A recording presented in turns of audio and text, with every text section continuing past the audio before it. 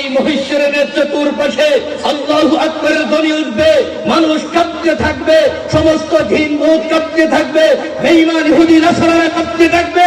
মহিষের মানুষের আজকে পাওয়ার কত রকম দেখাইতে হবে।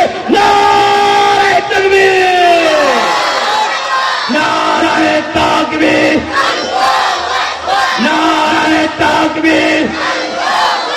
আজকের সম্মেলন, আজকের সম্মেলন,